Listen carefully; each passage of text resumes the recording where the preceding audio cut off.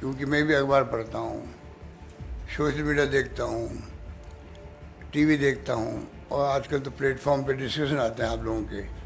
अच्छे से अच्छे राइटर बैठते हैं, लेखक साहित्यकार बैठते हैं, जुल्मबंद है।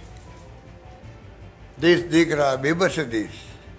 आप मेरी भावना की कद्र करना, मैं समझता हूँ, उम्मीद करता हूँ कद्र करोगे। देश बेबस है। मणिपुर में जो हो रहा है, पूरा मुल्क का एक हिस्सा है, वो अभिन्न अंग है, हम कहते थे। वो अभिन्न अंग है तो उसकी तरफ कोई ध्यान दे रहा है क्या? पूरा देश बेबस है, और प्रधानमंत्री को फुर्सत नहीं है एक दिन जाने के लिए वहाँ, एक दिन जाने के लिए। इतनी बड़ी घटना हो जाए, वो मैं एक्सप्लेन नहीं करूँगा, आप सबको मालूम है सीएम ने क्या कहा, मीडिया ने क्या क्वेश्चन पूछे, सब मालूम आपको। तो क्या हो रहा है? कश्मीर में भूकंप आ गया था एक बार, और वहाँ पे हम लोगों ने एक एनजीओ के माध्यम से, मैं मेरे मोमेंटो ऑप्शन करता हूँ, सुनामी के अंदर या गुजरात भूकंप के अंदर या कारगिल युद्ध के अंदर, तो जो मोमेंटो मिलते हैं सीएम को हम ऑप्शन करके पैसा भेज देते हैं। जब मैंने कश्मीर भूकंप के अंदर इकट्ठा करना शुरू किया, तो मैंने एक आर्टिकल पढ़ा, मैंने उसमें लिखा था कि पूरा देश कहता है हिंदुस्तान कि कश्मीर हमारा अभिन्न अंग है। अब जब गुजरात भूकंप आया था तब तो लाखों हाथ खड़े थे मदद के लिए, तो वो हाथ नज़र नहीं आते हमें। मणिपुर दूर है ज़रा, वहाँ की चिल्लाहट, वहाँ की भावना वो यहाँ तक पहुँचती नहीं है, मीडिया तक भी नहीं पहुँचती है, मीडिया ने गायब कर रखा है।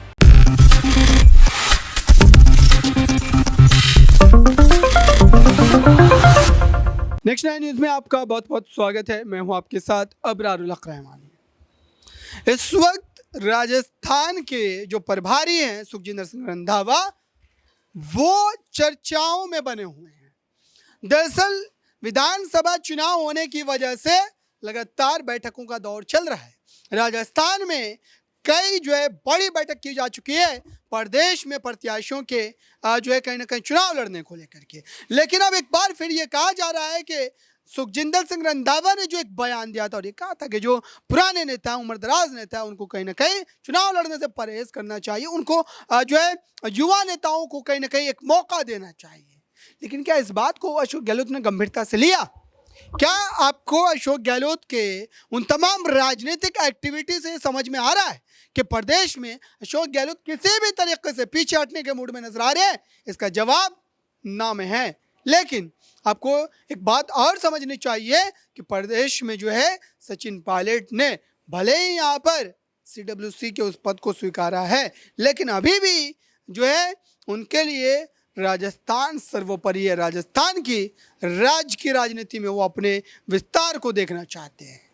इसी पूरे मुद्दे से जुड़ा ये रिपोर्ट एक बार आप जरूर देखें। 10 छापे, चार्जशीट पेश हुई है, उसमें 93% हुई थी। इसका मतलब जेन्युइन छापे डाले गए थे 93%। अब है सिर्फ 888 जगह चार्जशीट पेश हुई है, मतलब सिर्फ 29% हुई है। तो आप सोच सकते हैं इतना बड़ा जो आपको अंतर महसूस हो रहा है वो चिंताजनक है। इसका मतलब है कि 3000 छापे डाले गए, उनमें क्या बीती होगी जिनको आप 800 के लगभग आप वहाँ पे चार्जशीट पेश कर पाए हो। जब छापे डाल दिए आपने, 9 साल हो गए, चार्जशीट पेश क्यों नहीं कर रहे आप? तो ये मैं इस रूम के अंदर आप सबको हाजिर नाजिर रख के ये कहना चाहूँगा, एजेंसियों को, पूरे देश की भावना है जो मैं बोल रहा हूँ, क्योंकि मैं भी अखबार पढ़ता हूँ, सोशल मीडिया देखता हूँ, टीवी देखता हूँ, और आजकल तो प्लेटफॉर्म पे डिस्कशन आते हैं आप लोगों के। अच्छे से अच्छे राइटर बैठते हैं, लेखक साहित्यकार बैठते हैं, जुल्मबंद है। देश देख रहा है, बेबस है देश। आप मेरी भावना की कद्र करना, मैं समझता हूँ, उम्मीद करता हूँ कद्र करोगे।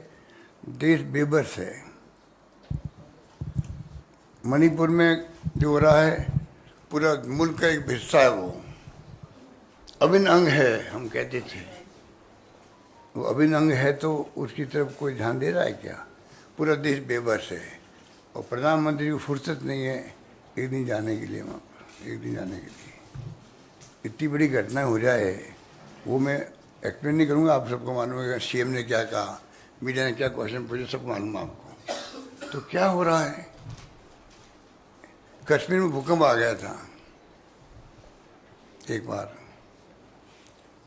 और वहाँ पे हम लोगों ने एक एनजीओ के माध्यम से, मैं मेरे मोमेंटो ऑक्शन करता हूँ सुनामी के अंदर या गुजरात भूकंप के अंदर या कारगिल युद्ध के अंदर, तो जो मोमेंटो मिलते हैं सीएम को हम ऑक्शन करके पैसा भेज देते हैं।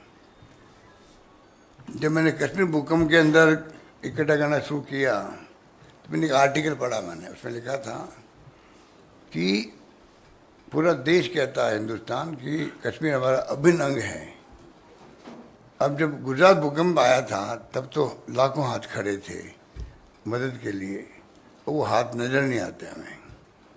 मणिपुर दूर है ज़रा, वहाँ की चिल्लाहट, वहाँ की भावना वो यहाँ तक पहुँचती नहीं है, मीडिया तक भी नहीं पहुँचती है, मीडिया ने गायब कर रखा है। तो आप सोच सकते हैं कि राहुल गांधी बार बार मोदी जी का, अडानी जी का नाम क्यों लेते हैं, मणिपुर का नाम क्यों लेते हैं? क्या एक विपक्ष नेता का अधिकार नहीं है क्या वो अपनी बात कहे तो उसको रिस्पॉन्स करे? मुझे आप बता दीजिए, मेरे तो खैर बहुत लंबा अरसा हो गया राजनीति में, कोई भी घटना दुर्घटना हो विपक्ष बोलेगा उसका धर्म बोलना चाहिए, उसी डेमोक्रेसी मजबूत होती है। तो क्या सत्ता पक्ष का धर्म नहीं है क्या? सत्ता पक्ष का उसको रिस्पॉन्ड करे, कुछ भी करो रिस्पॉन्ड। राजीव गांधी जी के वक्त में एक बार मीडिया को लेके एक फैसला हो गया था, आपने आवाज़ उठाई, राजीव गांधी ने वापस वो ले लिया। ये डेमोक्रेसी है। अब तो ना वो मिलते हैं प्रधानमंत्री जी आपसे, ना आप इश्यू बना पाते हो। आप लोगों का कसूर नहीं है क्योंकि मीडिया के मालिक जो है उनको भी इनकम टैक्स, ईडी और सीबीआई का डर रहता है। मुझे कहते हैं संकोच नहीं, मैं तो बार बार कहता हूँ कि वो नाराज भी होते होंगे मालिक लोग, पर मैं कहते चूकता नहीं हूँ। कोविड आ गया तो आप देख रहे हो तनख्वाह आपकी आधी कर दी। मैं आपको भड़का नहीं रहा हूँ, दिल की पीड़ा बता रहा हूँ आपको, खाली पीड़ा बता रहा हूँ। निकाल दिया गया लोगों को, निकाल दिया गया। आप लोग भी ट्रांसफर पोस्टिंग डरते हो पॉलिटिशियन की तरह। हमारे सरकार में ट्रांसफर पोस्टिंग होती है, आपके भी राज्यों में जो काम करने वाले लोग हैं ट्रांसफर पोस्टिंग डरते हैं वो भी। तो आप लोगों की स्थिति भी कोई बहुत अच्छी नहीं है। क्यों मैं भटक गया बात करते करते। मैं जो कह रहा था कि मैंने कहा भाई मैं मिलने आना चाहता हूँ आपसे, मैंने शुरुआत से करी थी और वो शुरुआत मेरी वहीं रह गई। इमीडिएटली अपॉइंटमेंट आ गई मेरे पास में, मुझे बड़ी खुशी हुई कि मैं जाके अपनी बात कहूँगा। और मैंने मीडिया को भी कह दिया भाई मैं जा रहा हूँ, सीबीआई डायरेक्टर ने, income tax director CBI chairman थे और सीबीआई डायरेक्टर मिलने के लिए। जैसे मैंने मीडिया को कहा फटाफट फोन आ गया, नहीं अभी आप आना ही होते हैं, खुद मिलेंगे आप आकर के। अभी तक मैं उनका इंतजार कर रहा हूँ, वो अभी तक आया नहीं है। कब आएंगे मुझे पता नहीं। आएंगे मैं चाय पिलाऊंगा, उनसे गपशप करूँगा, बताऊँगा कि मैं क्या फील करता हूँ। तो कहने का मतलब ये है कि आज मैंने सिर्फ आपको इसलिए, अब हमारे राजस्थान में संजीवनी है, एक एकदम दे रहा हूँ आपको। संजीवनी नाम का एक घोटाला बहुत बड़ा राजस्थान होगा, लोग जेलों में बैठे हुए हैं। गजेंद्र शेखावत का जो नाम है केंद्रीय मंत्री, वो उसमें शामिल है, आरोपी है। उन्होंने मेरे खिलाफ डिफेंस केस कर रखा है दिल्ली में, वो अलग बात है।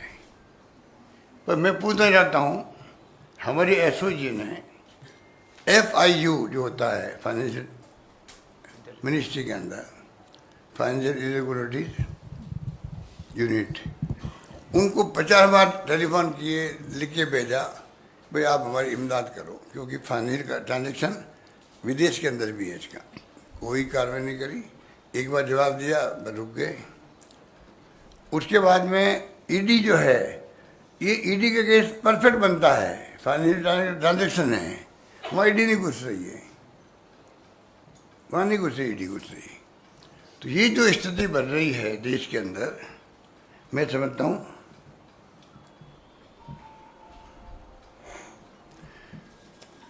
और मोदी जी तो एक एग्जाम्पल है क्लासिकल देश के अंदर। जब बोलते हैं वो तो देश सुनता है उनको। प्रधानमंत्री देश के हैं, अच्छा बोलते हैं, बोलने की कला जानते हैं। तो मैंने सुना भोपाल के अंदर जाकर मध्य में बोले थे वो, एनसीपी को लेकर के, अजीत पवार को लेकर के बोले थे, 70-80 करोड़ के कर दे, पता नहीं करप्शन के चार्ज लगा दिए उनके ऊपर। 2 दिन बाद ही एनसीपी के एक धड़ा मिल जाता है सरकार के अंदर। और क्लासिकल एग्जाम्पल मैंने इसलिए कहा आपको, अजीत पवार के नाम के जो नेता हैं, जिनके ऊपर सबसे ज़्यादा चार्ज वहाँ पर थे, उनको वो पोर्टफोलियो देता रहता है, पोर्टफोलियो उनका नाम होता है विद फाइनेंस पोर्टफोलियो। तो आप सोच सकते हैं। तो आपने देखा दर्शकों, अब एक के बाद एक कई ऐसे अहम चेहरे हैं जो लगातार चर्चाओं का विषय बन रहे हैं। विधानसभा चुनाव से पहले राजस्थान कांग्रेस के लिए एक बड़ी चुनौती है कि वो इसका समाधान किस ढंग से निकालते नजर आएगी। वो जो है पार्टी के भीतर इस तोड़ जोड़ की राजनीति को कैसे खत्म कर पाएगी। फिलहाल इस खास रिपोर्ट में इतना ही। जुड़े रहिए बड़ी खबरों के लिए नेक्स्ट 9 न्यूज़ के साथ।